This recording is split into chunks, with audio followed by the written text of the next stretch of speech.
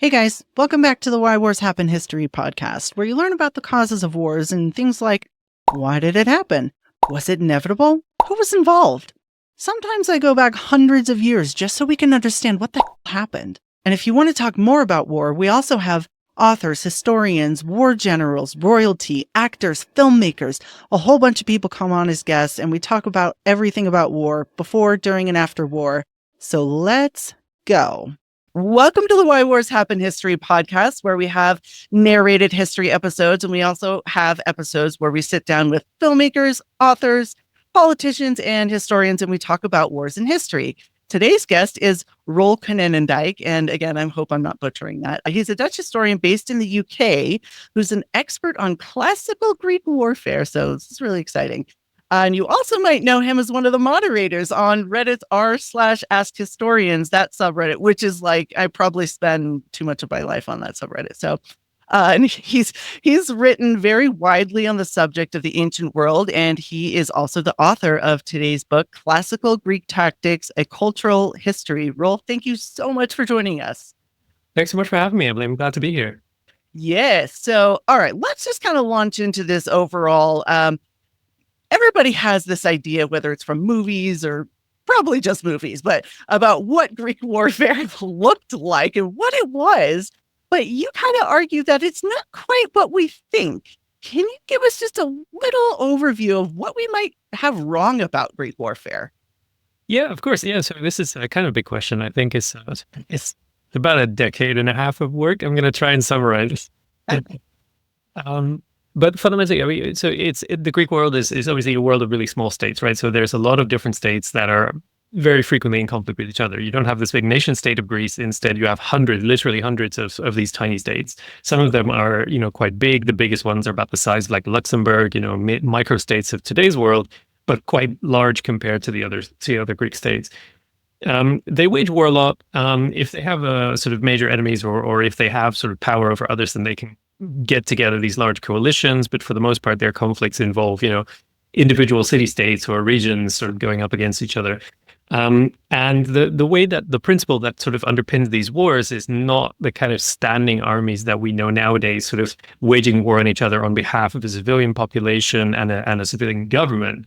This is really because the communities are so small, and because they have this fairly egalitarian participatory system of government for the most part, whether they're oligarchies or democracies or other forms, people are very closely involved in the decision that the states make. There is not really a government as such. There isn't like a fourth power or bureaucracy that runs the place. They're just individual citizens who hold magistracies. And people decide for themselves, like, we are going to war, and then it's them who have to actually do it. So it's the citizen body that is then levied to go and fight these wars. And that's obviously, I mean, we all understand the idea of the militia. We still have a lot of that. So modern countries, obviously, when they have conscription, things like that, there are systems that are similar to it. Yeah. But we don't quite have anything comparable to the scale of this, right? You have the entire male population, not just citizens, also resident foreigners and the enslaved. Everybody who's an adult male who can hold a weapon, essentially, gets drafted into these armies at time of need. But when there isn't a need, when there isn't a conflict going on, there is no military, right? No one is in the army until the army is created for a specific purpose. And so you're getting this environment, which is just radically different from how we perceived war. Totally. Right. That is really hard to imagine. That is, even with the militia, like you're saying, like there was still this like overlordly government that wasn't going to fight. They were just telling you to gather the militia. That was hard to And it's weird when you recognize just how closely involved these people are. Like they elect their own generals. And then, in Athens, if the generals don't do a good job, then those same people are essentially marching straight from the battlefield to the assembly to denounce these generals. I mean, it's people they know, right? It's people from their own neighborhoods that they're putting in these positions. And so they're very, very personally involved. And that also means, they're the ones doing the fighting. They're the ones taking the risks, and they're the ones deciding what kind of purpose that is for. Right. So it's very involved. It means that a huge section of the population is directly involved in this. But it also means that, you're using ordinary people to wage war, right? These are not soldiers. These have not been, generally speaking, we have no evidence that any of them are trained for war. There's just you have to develop a way of war that can work based on just participation, right? As long as you're willing to do your bit, right? That's essentially it. So as long as you're willing to do your bit, you can do what the state needs you to do. You can do something that will help it achieve its aims, whether that's defense or offense, whether it's strategic or just winning a battle, something like that. You have to figure out a way to use this kind of model of the total citizen militia, essentially, in a way that's effective. And that leads to some very quirky things that I've been trying to emphasize. Like these are not armies like we know them. These are not wars like we know them. This is really quite a different historical environment.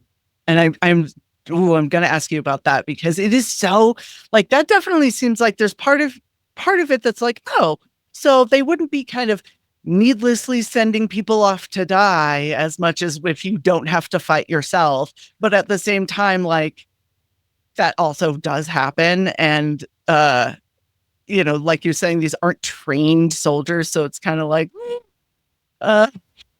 yeah, there's a real conflict there, I think. Like, we would assume that if you let people decide for themselves whether or not to go to war, they wouldn't do it, right? Because we all know. Never. Yeah. Certainly the Greeks also, like from the earliest literature, from Homer onwards, you have people saying war is terrible, war is a nightmare. The damage you cause and the risks you run and the people who are dragged into it and who are losing everything. It's horrible. They all know it. Yeah. And yet they seem to find it very easy to decide to go to war. It's absolutely within their toolbox. If they're thinking about policy, they're thinking about war and peace. Absolutely. They don't have any hesitation. So there's a very different way of looking at it as well. Which is, on one hand, you are literally deciding for yourself, I want to go to this, to this war, apparently. But it doesn't stop them. It doesn't make them think, okay, well, in that case, let's all get together and say this will never happen again. They have the opportunity and they just won't do it. They will keep on using war as an instrument of policy. Do you think there was an element of, like, let's say you go into 16th, 17th, and sometimes the 17th, 18th century warfare, there was this idea that people knew war was terrible, but there was also kind of this noble romanticizing about it sometimes. Do you think in ancient Greece they had the same thing where they're like, for my city state, I will do this? But like, absolutely, yeah. So that seems to be what motivates them, right? So there's this idea of communal duty. So there's this civic obligation to do it, and you don't want to fall short of that. I mean, people will know, right? And as I said, if it's your entire neighborhood turning out as a unit, they will know. They won't let you forget it if you don't behave right. That's one part of it. The other part is that they genuinely did believe that it brought glory, right, to behave well in war, and that having stories told about you and what you did in a conflict is one of the ways to put it sort of very simply, to achieve immortality. But right, the idea that people will remember you in a good way, that's one of the things that really inspires them, that really motivates them, and that drives them to do things that we might think are objectively not.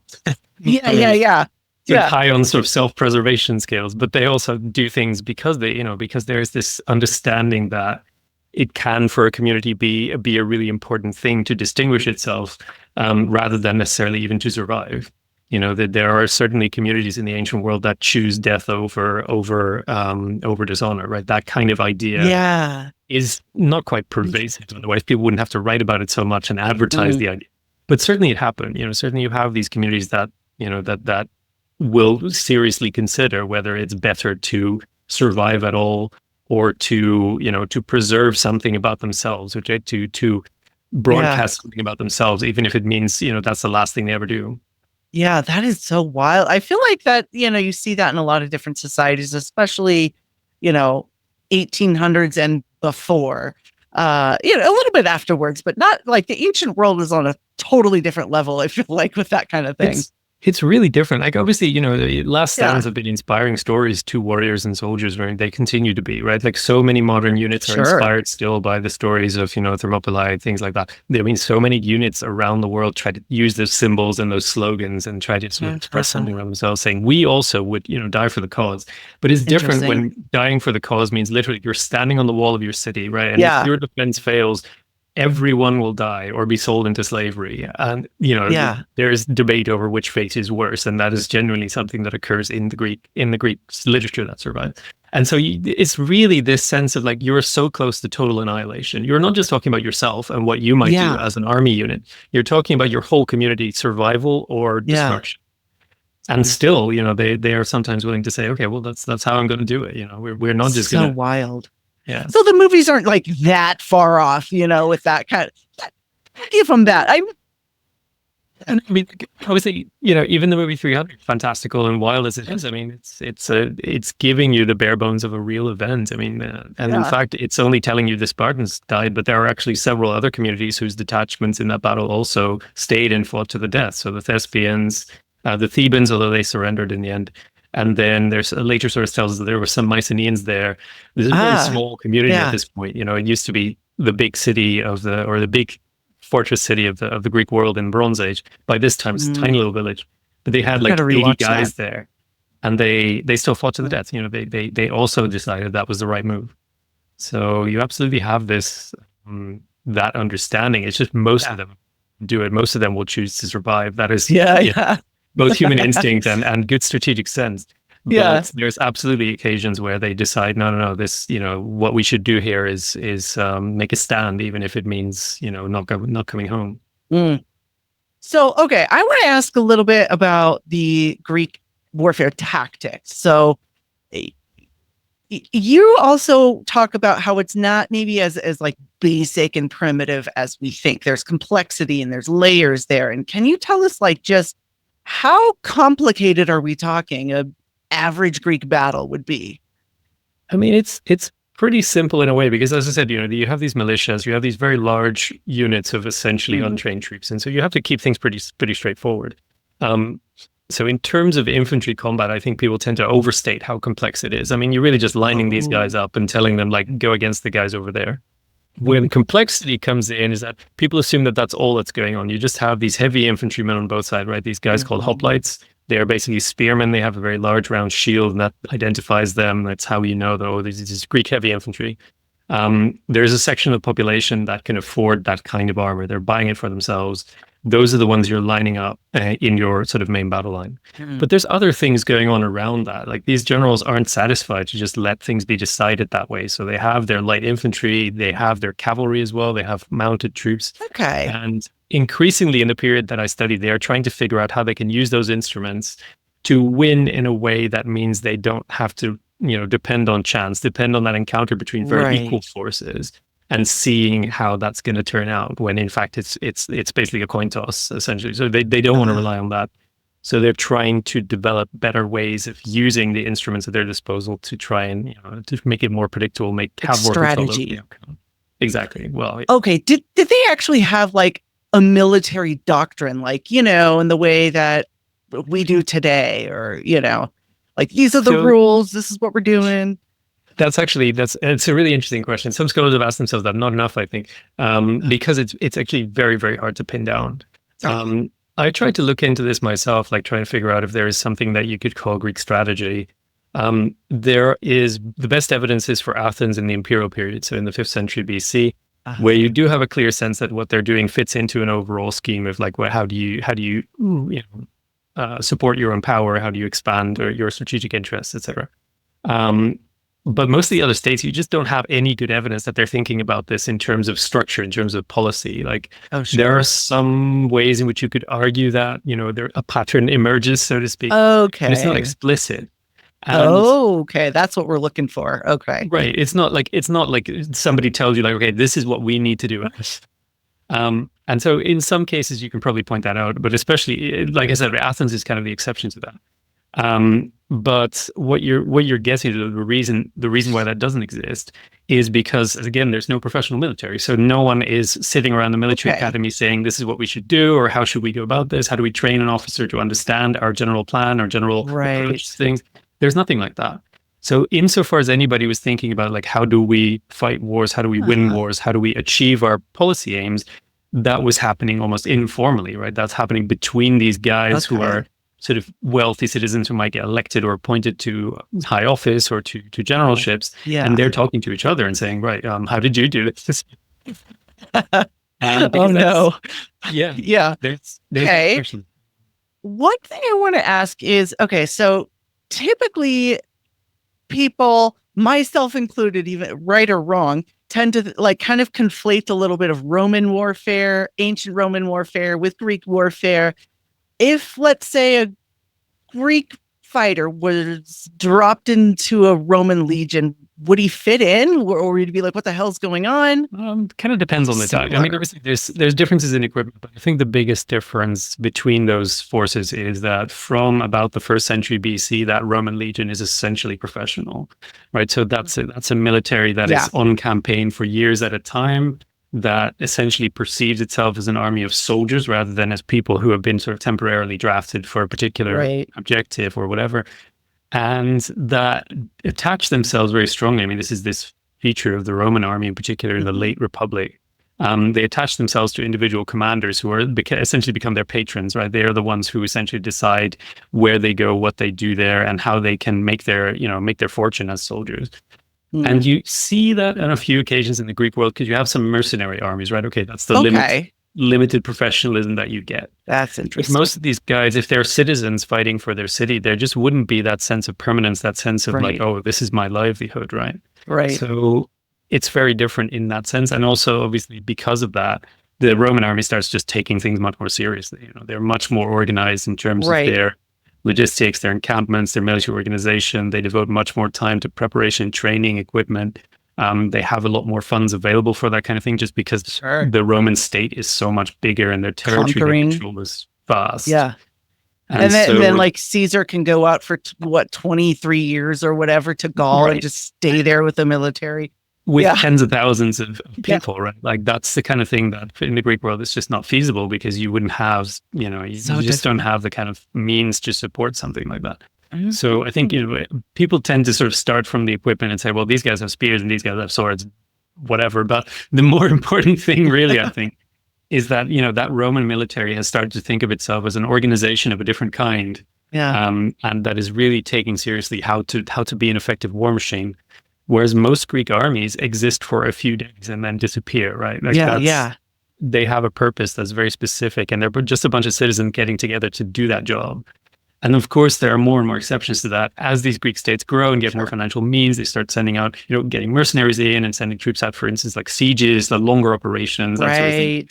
But that is not the norm, right? That's not what normally happens with these armies. It almost feels like the Roman Empire in that aspect of the somewhat professional military was very much an anomaly because even into the Napoleonic Wars is when you start to see professional armies develop. And that's a long gap where it's like rare to have a professional army. And, this is this constant problem throughout history, right? Like, how do you get an armed force that's effective? And so, I mean, the Greek system, it emphasizes one particular aspect of it, like what do you want? Numbers, right? If you want large numbers, levy the entire population. It doesn't matter if they're very good at fighting. You will have a lot of these guys. Throw them out there. Right. And they're very committed to the cause. But already in the classical period that I studied, towards the end of that, you get the rise of Macedon. They also technically have a citizen levy, but they muster part of that levy as a professional force, and they keep it in the field at all times.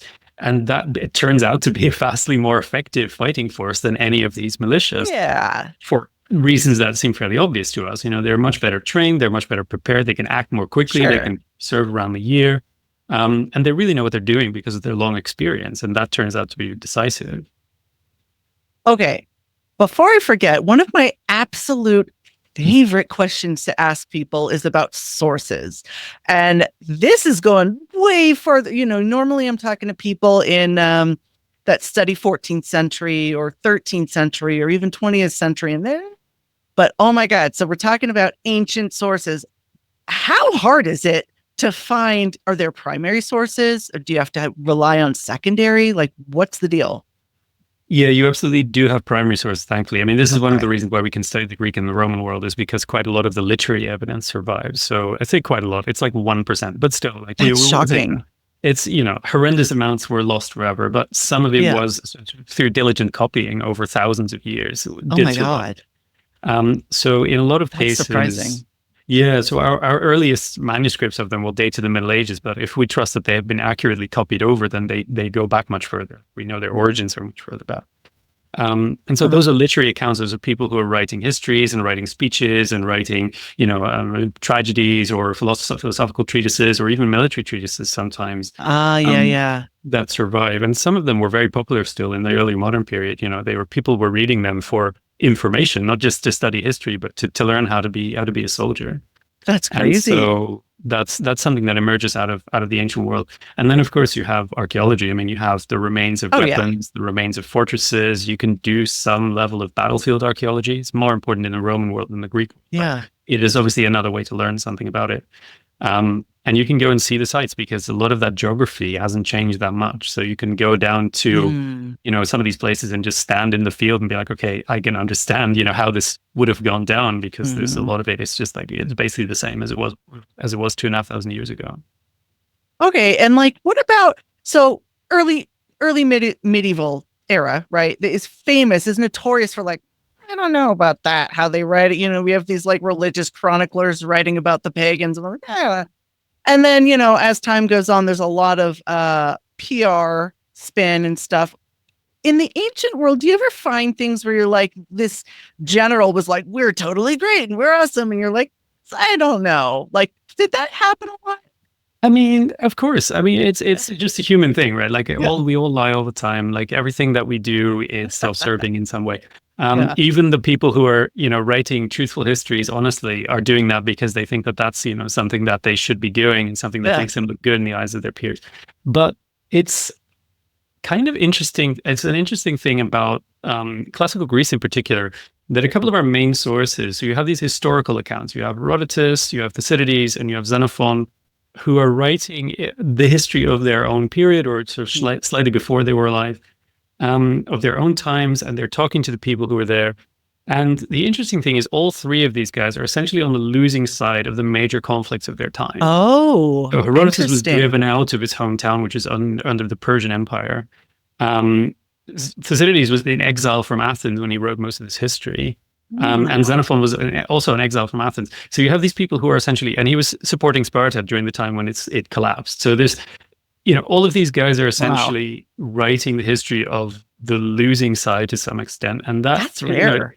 It doesn't clear them of bias, of course. They still have their agendas and they still have their attitudes. And they're all like these rich dudes who are essentially struggle to perceive anything in ways not familiar to their position.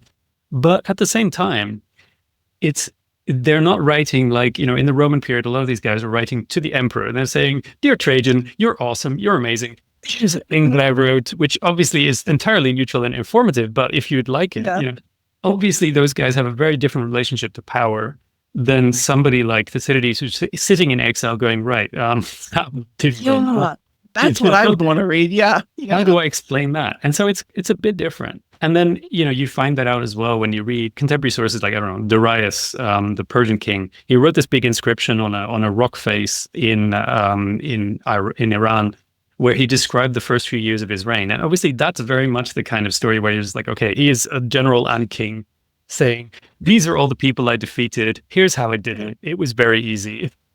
And so it's this kind of thing, guys. The gods were on my side, of course. So that's the kind of story where you might be more skeptical. But if you have a counterweight to that, if you have a story that is, that is showing a sort of critical approach to what happened, partly because that's an emerging philosophical idea, and partly because these people don't have anything to gain from buttering anyone up. Then you end up with a more interesting way. I'm not saying that this means they're truthful, but it definitely means there's a lot more to be said for what they have to say. I definitely would give a little bit more credence to that. And what about, do you ever come across things like firsthand accounts of PTSD or somebody just being not totally okay after war? So it's a very how do you even question. think about that?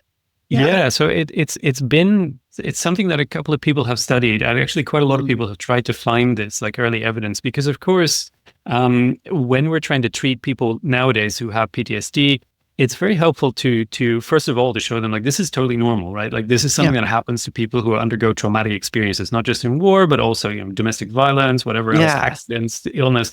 PTSD is very common. And so it's very helpful to be able to show them, look, here's thousands of years ago, totally different environment, totally different civilization, but they still had that same thing. And so there's quite a lot of value in finding those examples just as a way of treating the problem, right? So as a way of treating disorder.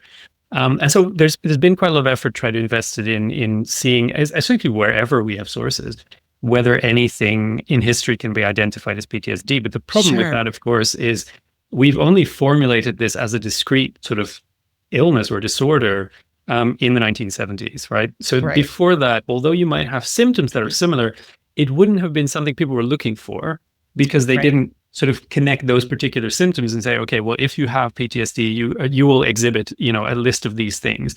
They might encounter people with one or two of them or a set of them even, but wouldn't have thought that it was worth recording that if you had one, you also had the other. For instance, if you had nightmares, you also had violent tendencies and you also had, all sorts of things, or like you had problems with addiction, whatever. These kinds of things, they might not be associated.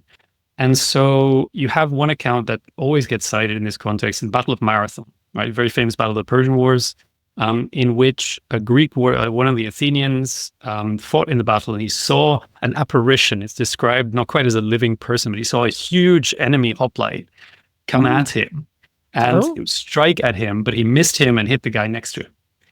And from that moment, he went blind and he never got his sight back. Oh my God. And this has often been cited as, okay, this is hysterical blindness. Right? We know this as a symptom. Wow. Right. So you get something that feels to us very recognizable. Like this is essentially, stress does things, changes things in your brain. Yeah. And the result is this kind of thing that we now call PTSD, which has this as one of the symptoms, right? Or one of the potential symptoms. Not everyone suffers this. But the interesting thing is, about this person, we don't hear that he had any other symptoms, right? And we don't even hear that he was very sad about it, because Herodotus went and spoke to this guy, and obviously he was like a hero to his community, right? He wasn't someone who was like shunned or had trouble like blending back in or integrating back into society. No, he was like celebrated, because everyone you'd ask, he would be very proudly telling the story of how he was there at the Battle of Marathon and he fought these people. And look at him, like he's carrying, I'm not carrying any wounds, but I can't see anything. Isn't that interesting? Like he was celebrated. And so it becomes difficult to associate that with PTSD in anything but the sense that, okay, one of these symptoms is associated with it. But we don't know if we can really call it that when it doesn't come with, these other elements, these struggles to reconnect with normal life, these struggles to integrate back into society, this, the stigma that exists towards behavior that people exhibit. Yeah, definitely. Like, none of that's there, right? It's just not the same. That's incredible. So we have to be really careful to say, like, okay, that's what it was, because it's something different in a different environment. Totally different. Like all these things are totally different, just culturally, hard to imagine. And I know we don't have that much time left. So before I go, I want to ask you, maybe a lot of people are like, why isn't she asking this yet? Greek fire. Do we know what it is? Was it just like oil and fire? What? So I should be really careful, because Greek fire is actually doesn't exist in the period that I'm talking about. This is like the Eastern Roman Empire, the Byzantine Empire uses uses this in naval warfare. What we do have actually, I'm taking the chance. Sure. The classical Greeks of the late 5th century BC invent flamethrower, which is a very funny thing. I mean, they're basically, you put burning hot coals on one end of a pipe with billows, and you just sort of blow it through the pipe, and you use that to simple. You set wooden fortifications on fire. And so they invented that, and they used it a few times to set a couple of wooden forts on fire, however often that ends up being useful. Yeah. And so authors at the time are very animated by this. They say, well, look at this cool new thing that they invented, and they used it. And then it disappears, just completely vanishes from history, never to be seen again. And the interesting thing about that, there's some very interesting research being done right now on like innovation and what it means in ancient warfare. The way they look at technology is not the same way that we look at technology. We think it's very iterative, right? You invent something and then someone else makes it better and someone else makes it better. Yeah. And then they come up with new ideas and they keep innovating and improving and replacing the old technology. Ancient Greeks didn't have that sense of technological progress. Right? They didn't understand, they didn't see the world as something that was getting better and better over time as people were thinking about better ways to solve problems. So these innovations don't become part of a big story in which we're improving our technology step by step. Right. they just become like a moment in time when somebody comes up with a solution to a problem and it's like good for them. And then we all move on and we kind of forgot that the solution happened, because if it's not the solution to your problem, what do you need with a flamethrower? Yeah. It's kind of like what you were saying, like there's no actual like military doctrine. Here's our arsenal. And there's no like Greece as a country where all these little states are united into one thing. It's like everybody's their own thing. Yeah. So why share it with a potential enemy? And so it has to be really, really useful and really, really sort of self-evidently useful for it to really spread. So in the period that I'm studying, what's very interesting, the Greeks invent torsion artillery, right? This didn't exist yet. So catapults, basically. They invent that around 400 BC. And that does spread actually really quickly. Oh, interesting. Okay. This works. And so when you say arsenals, so by the middle of the 4th century BC, you actually do have cities having arsenals because you need to store these weapons and the ammunition for them. So these big metal rods that they shoot. So that's what you put in your arsenal. But that's because that technology obviously has so many merits for, defense in against siege or defense against naval assault. And so everybody wants them, right? So that's when it becomes sort of useful, not necessarily as a sense of like, oh, we've made warfare better. Actually, they think they made it worse, but worse in which you can have to deal with. There's a Spartan what is better? Quoted saying like he had this weapon demonstrated to him, this bolt shooter. And supposedly he just said like, oh, by Heracles, so much for the courage of men. Essentially, we're done now trying to play this by virtue. We can't do this by being brave. Now we have to do. That must have felt like the equivalent of like modern drone warfare where, exactly. So exactly. So really sort of like what can you do as a person, as an infantryman against this thing? I mean, yes. Yes. And my last question I have before we go is, are there any topics or questions that are really hotly debated today about ancient Greek warfare? There are quite a few, but I think one of the most inveterate ones, which is really, not one that I get personally involved in because I'm not super interested in the outcome, but the big question is what it actually looks like when two armies of hoplites encounter each other in a fight. Essentially, it's just a weird thing to think like, okay, we don't actually know what that looks like. Why not? Because the sources that describe this to us, for the most part, tend to have a bit of a zoomed out vision of battle, where they look at the overall movements of the units, and then they describe in generic terms what happens in a battle. But everybody kind of knows because everybody's been there at least one time or another, right? Yeah. So you don't have to describe it in detail. And also it's impossible to reconstruct because, as the ancients themselves already said, like no one really knows what's going on because they're hyper-focused on not that, Okay, they're not going to... Cool.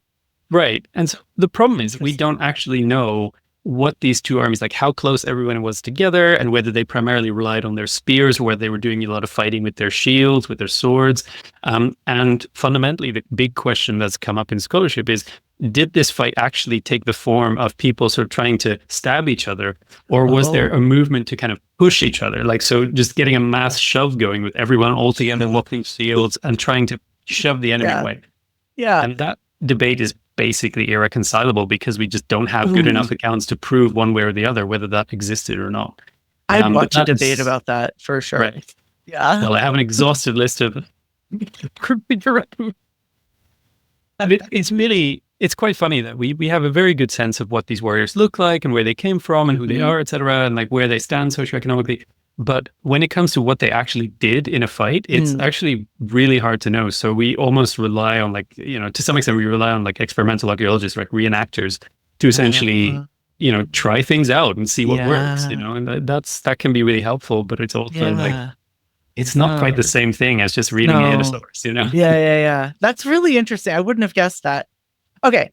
Let's talk about some of the differences between... I know we kind of talked about it a little bit before, but the differences between what we think of as Greece now and Greece in ancient Greece. And we say ancient Greece, but it's kind of a misnomer, isn't it?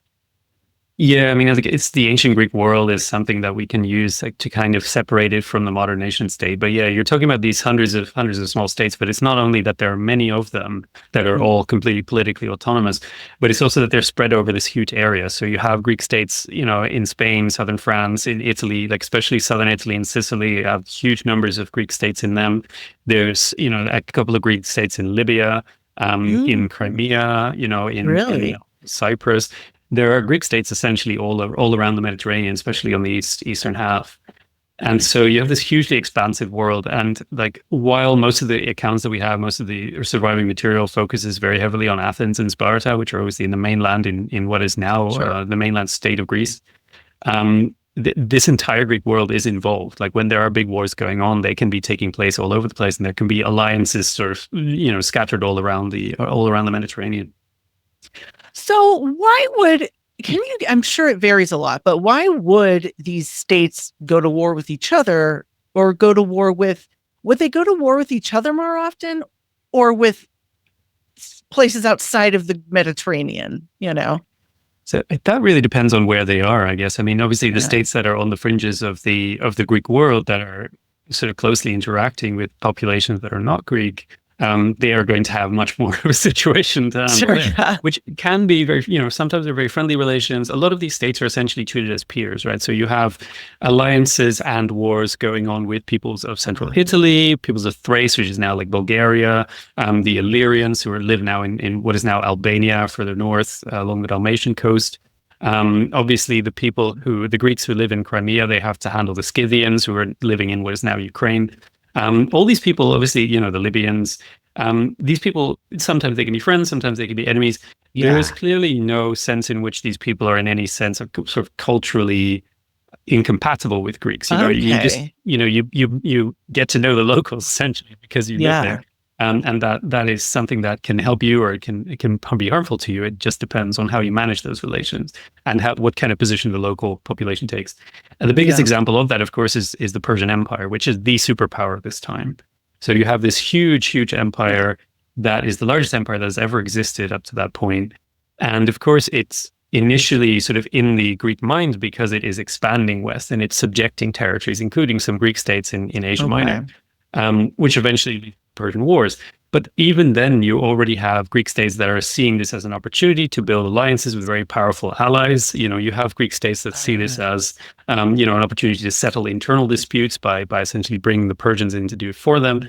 And so there's a much more sort of open-minded, I wouldn't want to call it open-minded maybe, but like there's sort of open-ended approach to the arrival of this new power. It's really not somebody thinking like, oh no, there's like an alien invasion or anything. This is just another big player that you can use in your own sort of your own geopolitical scheme. You can just kind of include them in some way.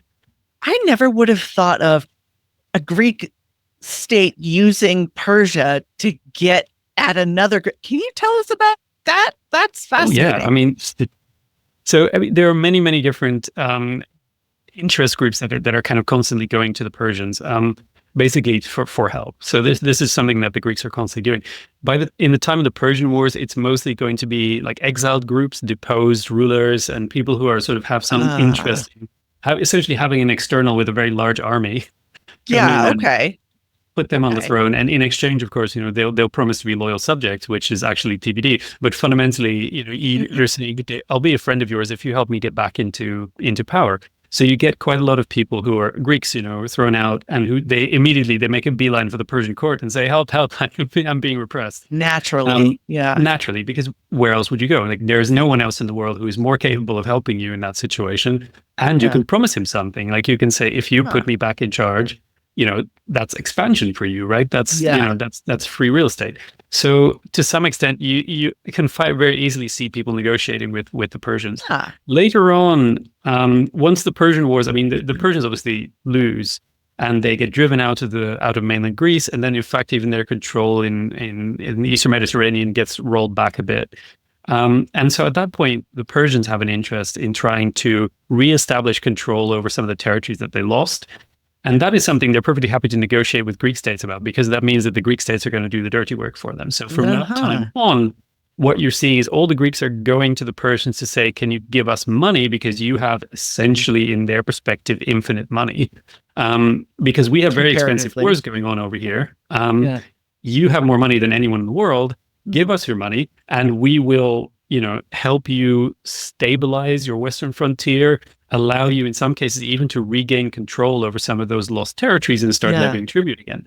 And obviously for the Persians, this is like a win-win, because it means that the Greeks are weakening each other with warfare, And meanwhile, we no longer have to deal with this prospect of losing more Persian lives, which was a big problem of the Persian Wars, of course. That they were, when you want to do the job yourself, you're also running the risks yourself. So for them, it's like, okay, well, if you guys want to do that for us. So what happens in the Peloponnesian War is that first the Persians start funding the Spartans, basically. So they give the Spartans money to defeat the Athenians at sea, because that's something the Spartans can't afford to do. But for the Persians, it's not that difficult. Nice. So essentially, they just overload them with silver so that they can finally take on the immense expense of naval warfare. And then later on, after the Peloponnesian War, time and again, these states would just go to Persia and say, look, I mean, this state is oppressing us, or this state is expanding against our interest, or this state is threatening your interests. Yeah. And if you give us some money, we'll solve this problem for you. It makes like complete sense, but like, I've never heard of that before. That's wild. I feel like that would have happened. Did that happen for a long time? Was that like quite often? Yeah. It's basically from the end of the Peloponnesian War to Alexander the Great. So it happens for about a century. This is like a very common thing, and embassies are constantly going up to the king and coming back with his response. It's like they meet each other on the road. There's some very funny incidents of like people who are traveling up to. The Greeks think the capital is in Susa. Actually, it travels, but so they say they're going up the road to Susa, and they meet the ambassadors coming down from the. Just like, what do you? Hello there. This kind of thing. But like it happens for a long time. And in fact, towards the middle of that period, so we're talking about the 380s BC, a very great Greek war has happened, the Corinthian War, which has destabilized the situation in the West because it means a resurgence of Athens. And the Persians eventually step in, they fund the Spartans again. I don't want to go into the complexity, but at this point, basically the Persians are funding a Spartan fleet to destroy an Athenian fleet that the Persians funded, to destroy a Spartan fleet that the Persians funded. Oh my gosh. Fundamentally, the Persians are behind everything, that they're trying to solve the issue this way. And so what they do is they impose on the Greeks this treaty, which is called the King's Peace. And it's called the King's Peace because it's not an agreement between Greek states. It's literally the king's agent, a satrap, who comes down to the Greeks and reads it out to them. This is the peace that you're signing. Oh. And what that treaty says is all the Greek states must remain autonomous. And what that means in practice is none of you Greek states can form an empire by subjecting other Greek states. Oh. And that is guaranteed by the king. So he says, if you violate this treaty, then those who have been violated by it, those who are making war against you, I will support them with ships and money. And wow, that's essentially a pay-to-win cheat. So, at that point, it's impossible for any Greek to try and subject others. Now, that sounds like an imposition. It sounds like a sort of semi-conquest, like the Greek states turn into sort of dependence. I mean, a little bit, yeah. And they're kind of aware of that. But when the Macedonians rise, so when you get this local power coming in to dominate the Greek world, what you see a lot of these Greek states do is actually say, like, let's all band together and go to the king and go to the king of Persia and say, look, we preferred the way that you managed things. So can you please help us defeat the Macedonians? Oh, because my God. The Greeks prefer to be under the Persian guaranteed system of autonomy than under Macedonian rule. So, a lot of these states, Thebes and some of the islands, they're essentially signing up for further domination by the Persians in order to avoid domination by the Macedonians. And this just went on for about like 100 years or so. So maybe that's why it kind of, I feel like that's so lost almost in our overall non-Greek historian view of it's a long time, and it's a thing that obviously with any period of history, obviously you only learn about the greatest hits, right? You only learn about the big moments. I am embarrassed to tell you how little I know about American history because I don't live there. So there's quite a lot of stuff that you kind of have to say, okay, well, what's the important bits? And it's clearly been decided at some point that the important bits of classical Greece are the Persian Wars, the Peloponnesian War, Sparta versus Athens, and then the rise of Macedon, right? I mean, it's kind of fair enough. But there's a lot of complexity to that, and there's a lot of other conflicts going on in between those big phases, or even at the same time, that make it so that you can infinitely sort of zoom in further, and it becomes like a fractal. Yeah. Interesting. I've never heard of any of this before. And where in the time-wise does the movie 300 take place in all of the stories? Is it like, Yeah, so 300 is about the Battle of Thermopylae, which happened in 480 BC. So this is kind of at the beginning of the period that I study, which is the stage of the Persian Wars is kind of where I come in. And it's also more or less the start of narrative history. So before that time, we have very little in the sense of like written sort of accounts of what happened, year on year or with particular kingdoms or states or whatever. So it's actually very hard for us to trace the history before that time. But from the Persian Wars onward, suddenly there's like bright light on everything. So we can actually see what happens, and we have quite a bit of detail, especially about those battles. So 300 sits, or the story that 300 tells, sits at the very beginning of the period, and then basically the conquest of Alexander the Great, 150 years later, that's kind of the end of it. Okay, and I know you've talked about this a little bit, but what is your overall opinion of that movie? Is it totally bonkers, or where does that sit? It's pretty bad. I mean, obviously, I'm on record in a lot of different places saying this. No, it's a movie that is fundamentally obviously based on real events. So the sequence of things is fairly uncontroversial. There is a 3-day encounter between Persians who are invading Greece and Spartans and their allies who are trying to stop it. So fair enough. In that sense, that's what happens. And they do so at this place called Thermopylae because it's a geographical bottleneck. It's where you stop an army that tries to march into Greece. And this is happening throughout history. There are so many battles of Thermopylae. There's like 24 of them. The most recent, yeah, no, just a huge number. The most recent battle of Thermopylae is 1941. So the Anzacs and British tried to stop the Nazis marching into Greece. Where do you do it? It's Thermopylae. It's always Thermopylae. So in that sense, that's fairly, confident. We can say that that's what happened. But then they add just a whole bunch of fantastical elements, some of which are obviously, stylized violence, whatever. This is very influential. It's very cool to watch.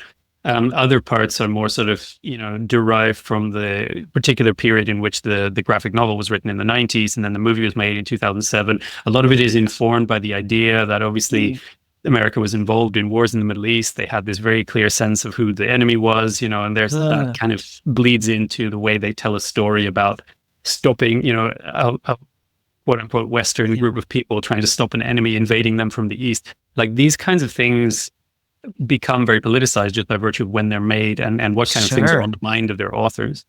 And so there's a lot of that that's really unsavory, or at the very least, just very unhistorical. So was it really that clearly defined, or is that what you're saying? Like when that battle actually occurred where it's like, these are the ultimate bad guys. It wasn't the same sense that we see in the movie. No, of course not. No, even, I mean, and this is always worth reiterating, even the main account that we get from the period, which is the historian Herodotus, I mean, he is willing to credit the Persians with all sorts of wonderful achievements. Like he believes that they are one of the peoples who achieves great things in the world. There are many peoples like that, the Egyptians as well, and the Scythians and the Indians and whoever else. Anyone he knows, his purpose is to record great things. And he's very explicit from the outset. It's not just Greeks who do that. And so he admires the Persians for their engineering skills, for the logistical organization, for their management of this huge army. Some of their morality he clearly appreciates. He gives examples of when they behave in a more sort of moral way than the Spartans. So there's all sorts of things. And he even makes this argument, which, he's clearly already aware that his contemporaries might not believe him. But he's making the argument that if the Persians win and start controlling certain areas, it's not like they would actually snuff out local customs. It's not like they would destroy local cultures and political organizations, etc., and replace it with their own, because the Persians don't do that. Like they want obedient and subservient people. They don't want little clones of themselves. They're more like the Romans that just are like, we technically rule over you, but be yourself. Okay. Well, yeah, to some extent, but even the Romans had much more of a sense of like, okay, well, we're going to build, our own cities and capitals that look very Roman, and we're going to introduce you to Roman systems of administration and obviously religion. We're introducing all these things. Yeah. The Persians just didn't do that at all. They kind of left people to their own devices for the most part. And so even democracy, Herodotus says, when an earlier rebellion of the Greek states in Asia Minor, in what is now Turkey, was repressed, they were allowed to keep their democracies, right? So this is something that he explicitly says, like the Persians are fine with democracy as long as you pay your tribute, as long as you're not in rebellion. And so for contemporary sources, it's really not a question of like, oh, there is some kind of, as I said earlier, like this sort of alien invasion, this idea that there's something irreconcilably other that's coming at you, and when it eats you up, like your way of life will be destroyed. I mean, there's nothing like that. I mean, people, as I said, are inviting the Persians over. Not everyone thinks they should be resisted. And those who do, I mean, they kind of know that what they're doing is trying to assert themselves rather than fighting for something like a way of life or a cultural system or a political system. They know that they can quite possibly just keep on living the way they are, except having to pay tribute and homage to the king of Persia. Even after the Battle of Thermopylae, there is a moment where he sends envoys to Athens and says, you want to be a democracy? Be a democracy. I'll even give you more territory. You know, I'll let you have all this if you choose my side, you know. And that's not empty boast. You know, he did that with other states. So there's trying to wrap my mind around this. Yeah, that's just the way we tell the story, right? It's about enslavement. The Greeks themselves already use those kinds of words, right? So when they talk about Persian conquest, they refer to it as enslavement. That's the word specifically that they use. But what they mean by that is essentially a loss of autonomy, right? So they mean if you're paying tribute to another state, if you're paying some of your own revenue over to some distant king, they consider that to be unfree. And therefore, as a citizen who is under that kind of system, you are enslaved. And so they refer to all the subjects of the Persian king as his slaves, which is not because they're literally enslaved. It's because they are not free, right? Even that was a different concept then. That's crazy. Well, you know, I mean, enslavement is also... I mean, but using that, nobody today would use that word without meaning what we think of it now. Right, exactly. You know, if you're writing about it does remind me, even in the medieval era, you still have that concept of paying tribute, like England paying tribute to France for some of their French lands. Like that's so mild, but they still considered it like, oh, they lord over us. Who do they think we are? Let's start a war. That's just wild. I feel like the imprint of World War II on the global psyche and everything after that, with like each side really is trying to impose their way of life and totally annihilate the other side.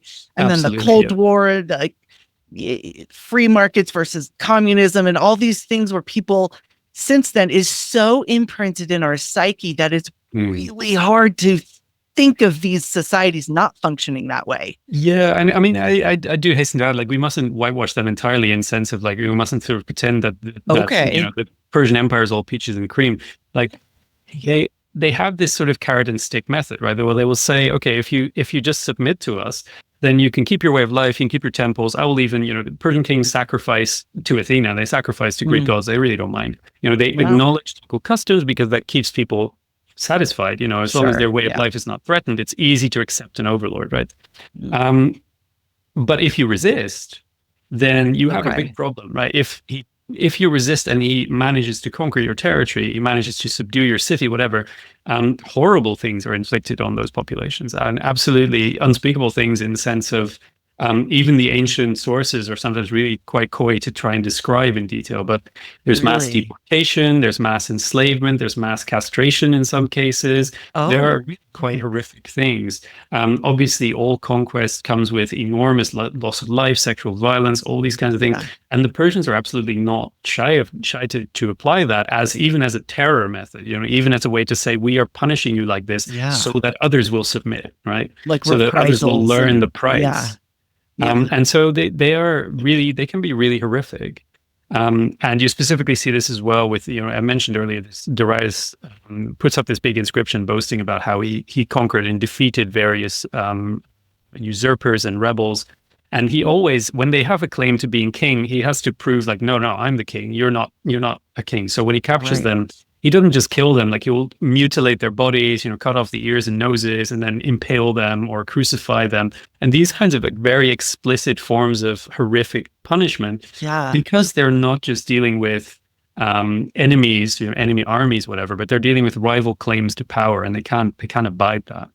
And so we're told that Leonidas, when his body is found on the battlefield, Xerxes goes and travels the battlefield, and he gets this pointed out as like, this was the king, this was Leonidas. So he has his head cut off and put on a spike, right? It's really just, it's not out of anger. It's because that's what he's supposed to do. Leonidas is a king. well, you can't just get away with that. You can't be a king and resist Persia and just be buried with honors. That doesn't happen. No, you're bird food because you have to make a point, right? Yeah, you have to show. Exactly. Interesting. And so, but yeah, if as long as you submit, I mean, life is pretty much goes on. Submit. That is still such a crazy idea of, I can't even imagine that concept today. The idea of like, oh, someone's just going to conquer you, just submit and you'll be fine. Like, oh yeah. I mean, I don't even think, that's crazy. It's a very hard thing to wrap your head around, but obviously, this is something that a lot of people have often done in order to deal with conquest, is just to kind of, try and bear it as best they can, which is often the only thing you can do, especially if the enemy is overwhelmingly powerful. And I think most people are kind of expecting that when the Persian Empire comes knocking, and with all of its resources, all of its manpower, you're obviously going to think, well, what is the point of resisting? Yeah, and it is quite striking that the Greeks managed to, or the Greek allies managed to pull it off. Yeah, this is so interesting. I feel like I'm learning so many things I never even considered before. Okay, why would different states go to war with each other? Was it just over like who gets to be in power? It's just as simple as that. So there's a lot of different reasons. I mean, the traditional view has always been, and this is something that Herodotus himself sort of mentions offhand as a sort of characterization of Greek wars, that they're always fighting over borderlands, right? So there's all these small states. They obviously have a lot of different states on their borders, and there's going to be marginal lands where they're disputing ownership. And that's certainly something that happens every now and then. But what's very interesting is that in the cases where we know about this, it's notable that those lands are really marginal, right? Obviously, the boundaries between a lot of these states are mountain ridges, essentially, or like spines of really inhospitable land. Sure. Yeah. And so what you're dealing with is not like some rich valley of, thick soiled, fertile land. You're talking about like really marginal grazing areas, or even like overgrown areas that have been left, essentially barren for a long time. There's one war that happened over a stretch of land that is prosaically called the Brambles. I mean, this isn't, we're not talking about, prime farmland here. And so the argument that follows from that is that actually, while they may be fighting over the farmland, what they're actually fighting over is who's actually top dog here, right? Who is actually going to be able to subject the others to their will? Like, who is the stronger partner within this this sort of boundary? Like, which side has the superior will and force? And that seems to be what a lot of these disputes are actually about. And when you get later on in the historical period into these bigger conflicts, like between Athens and Sparta, it's very notable. They don't take territory. They don't actually conquer anything. They subject other states to their unequal alliance system. So they're expanding their influence. Okay. But they're not actually taking territory. They don't seem to be interested in taking territory. What they're doing is they're establishing their own place in the pecking order. If Sparta says, I am the hegemon, like I'm the leader of the Greek world, but Athens is rising and is getting richer and more powerful and has all these island states that they control because they rule the sea, then eventually Athens is going to say, no, you're not. You're not the leader. We're the leader. And these wars are very much over trying to establish who deserves more respect, who deserves to be followed, who is going to be a reliable protector of others, who you go to if something's happening in your state or with between you and your neighbors. Who do you go to for help? This is the kind of thing that they're trying to establish. So importance. It's about status and honor, and those kinds of intangibles seem to be more important a lot of the time than this kind of raw strategic interest that we tend to take for granted, like, fighting over resources, fighting over land, fighting over bramble, timber, whatever. Yeah, that's interesting. Would you say that it kind of compares a little to, now, obviously there are major differences, but a little bit to the beginnings of World War I, where you're kind of, Austria's like, I am in charge of all of this stuff and I will not forgive. And Germany's like, but hey, I have an army now. I'm a thing now. Is like the Sparta and Athens, was it kind of like that a little bit? Like just an arms race and a military building race, or? Yeah, so obviously not in that sense, because as I said, they don't really have an army. They don't really have a military. So it's very difficult to imagine it in those terms of like, the Kriegsmarine becoming more and more sort of powerful, and the British becoming very nervous about it. But you do have, from the 5th century onwards, the Peloponnesian War, you do get a narrative which is much more based on this idea that states that are dominant are worried about states that are on the rise, right? So there's this tension between those two things. And that obviously absolutely has to do with like wherever you can get more influence, wherever you can expand your base and hold sway, that is where you expand your power and where you change that balance, right? Where you affect that way of seeing yourself in the world. And so in that sense, I guess it's similar to World War I, at least in that sense that there were many different fronts in which people were vying for influence, right? Like the wars that are happening in Africa and in the Middle East at the same time, and all the seas all around the world down to South America and everywhere else. Because all these states had fingers in so many pies, and they're trying to kind of establish that they are the ones who hold sway in that region. And if you come in and try to, build a foothold, then they're going to be, upset about it. They're not going to let it happen. And so that's, with the Peloponnesian War, definitely that's what's happening. But I think we shouldn't be too quick to assume that that's a normal for Greek wars, just because the Peloponnesian War involved the largest constellations of these Greek unequal alliances, these Greek hegemonic states that had ever been seen. And so, in a way, the fact that they had lots of different interests all over the Greek world and beyond, it's only natural because they were at the height of their power.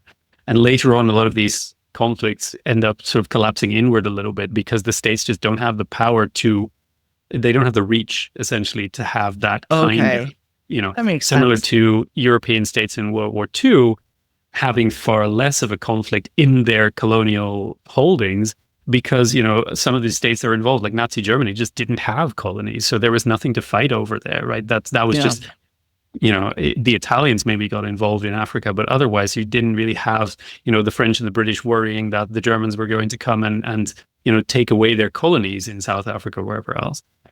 So there's a very different, and obviously, Japan was doing this quite a bit in the Pacific, but you're fundamentally talking about a different kind of scale of conflict once these states have to shrink based on the losses and the lack of, or the loss of power that they suffered in previous conflicts. Okay. Sparta, we're talking. Turn on some lights.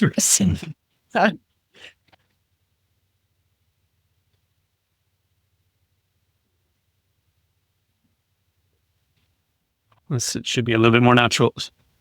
Perfect. Yeah, let me just actually plug in my laptop here for a second because I think it's like, I don't know why it's dying early on me all of a sudden lately. Okay. Okay, and we're bringing up Sparta a lot. And so I have to ask, there's this idea of, we're talking about there's no real professional military standing and all this, but we have this idea of Spartans, from birth or from childhood, they're trained to be these military warriors. That's like the first thing people think of Spartans. Is that true? That? So it's not true. Is there any truth to that? We do have, I'm here to crush all the dreams, all the delusions. No, we do have sources telling us that Spartan education begins at 7 and that they are sort of taken, like in the sense of not really taken away from their families, but they spend most of the day in the company of their age group. So they get together, they get thrown in with a bunch of other boys, and they get raised together by their peers and by the sort of supervisors who are themselves still young. Interesting. And so that is something that happens at quite an early age. But this idea that they get sequestered from their family or taken away from their homes and they never see them again because they're brought up in barracks and trained to fight, whatever. Yeah. Firstly, no, they don't. Like they see their parents all the time. That's definitely clear from a lot of anecdotes, a lot of source material. Good. So that's good. They probably just sleep at home, right? They spend the day in these classes of boys with these so-called herds. And secondly, we don't actually know what their training entails. And certainly until they're about 12 or 13, there doesn't seem to be any training. I mean, they're basically just hanging. Like they are maybe sort of nice. Getting up to mischief, like they're getting outside. They might be practicing some hunting skills. They might be stealing food to kind of supplement their diet, which they're encouraged to do. There is some regulation of their way of life, like what their beds look like, what their clothes look like. But they don't seem to be undergoing any training until they're teenagers. And when they are receiving training, that training is athletic, right? They are being trained in fitness, essentially. Okay. That's Where did all we that hear come about from? Sorry? Where did that come from? The myth that everybody thinks like these ultimate warriors. Is that just movies, somebody's interpretation? There's a lot of layers to that. I mean, the first layer is essentially that the sources we have on Sparta are almost all from outside Sparta. And there are other Greeks writing about the Spartans, partly because they admire it and partly because they think it's a bit weird. And so what they're doing is they're emphasizing difference, right? So they're focusing on the things that are not like the way they are at home. And so, as I said, the other states, they don't train their militia, right? They don't have any kind of collective organized education or training for war. And so they look at the Spartans and they go, wow, these guys are a bit nuts, they really focus because they're doing anything whatsoever, right? Because that's already in contrast. And so you have Aristotle looking at them and saying like, oh, because by his time when he's writing this, when Sparta has already been defeated and they no longer have power. But he says, once upon a time, the Spartans were better than everybody else, not because they were so good, but because they trained and no one else did. And then as soon as everybody else started training too, their advantage was gone and they were immediately defeated, right? So it's literally just like, I'm always talking about the parable of sort of the one-eyed man in land of the blind. They were doing a little bit of physical exercise, a little bit of social conditioning, and in wartime, perhaps a bit of basic formation drill, but that was already much more than the other states were doing. And so you get this sense that, the Spartans are taking this really serious. Yeah. I can't imagine anyone doing more to do with warfare than the Spartans are doing because they just don't know a world of professional armies, right? They don't have anything to contrast it against. So that's the first layer. And then later you just have, for most of history, Sparta is admired more for its political system than for its military. So people think it's a very stable state and they admire that. They think the Constitution is very well considered in a very similar way to, this inspired the founding fathers in the US. They were mostly looking not to Athens, but to Sparta and Rome for the idea of a balanced constitution, right? With checks and balances, with different layers of power, etc. And so that's their inspiration is Sparta as a political system. But more recently, you have a bunch of fiction, essentially basically Gates of Fire, which is the Stephen Pressfield novel, and then 300, which go all in on the idea of Spartan militarism as an example of the ultimate military state, the ultimate state where everything is devoted entirely to warfare. And obviously you can cite some ancient sources that, like I said, they have a very distorted view on this, and that's what they say. Like they will say, Sparta is not a city, it's an army barracks. Okay, sure, Isocrates, whatever. But fundamentally, we don't believe that because we know a world in which professional armies exist, and we know that Spartan training, for what we hear of it, is much, much more modest and much less onerous than what modern militaries or any military historically really goes through if it's professional.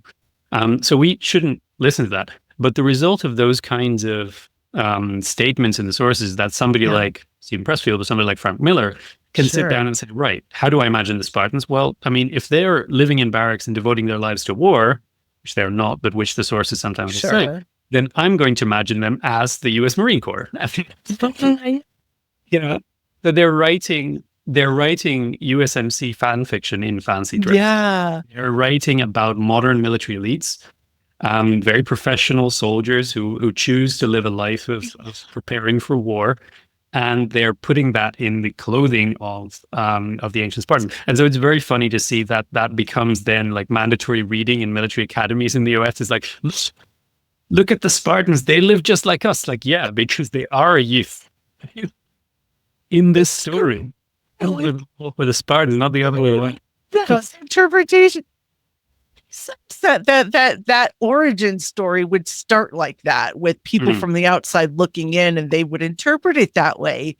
But it makes sense that it's not quite what we think it is. And of course, it makes sense because the Spartan military forces are still a militia right down to the end of their history. Right, they never develop a professional army. So the Spartans are just guys who are citizens. They're landowning citizens. They live in an oligarchy with a property threshold, so they have to be large landowners. So they're all basically like rich farmers, whose enslaved population do all the work. So they're leisure class landowners. Okay. And they live in a certain way which has been decreed to them by the law. Obviously, in war, they are meant to serve their country in war, but in peacetime, they're still meant to serve their country in other ways. That is what they're meant to do with their lives. So there's all sorts of things that they can do for the good of the community, and that's what they're striving for. But that means in wartime, They're the citizen body in arms. They're militia. They're nothing more. Yeah. There's no, outside of, if there's no war, there's no Spartan army. It doesn't exist. You can't go to Sparta and point to where the army is, right? There isn't. Right. And so, maybe the Royal Guard might be hanging around the ephors. Pick up some guys. If you need some muscle, there's some guys hanging around. Yeah. That's the extent, right?